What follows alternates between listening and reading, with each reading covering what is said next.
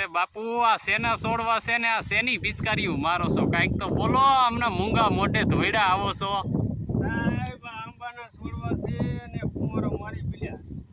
ફુવારા મારવા પડે કે કયેક જ મારો ના થોડાક દિન રાઉન્ડ માર. એમ હા ખેત જોવો તો ખરા ખેતર અમારું ખેતર હે એમાં હે પીલ્યા. ઓહો તો આંબાની તો એની માને લોલમ સોલો આવા કેદી દઈશો ઈ કયો ખાવા આવે થોડાક દી ખમો અને હજી આ 9 મહિના થયા હે.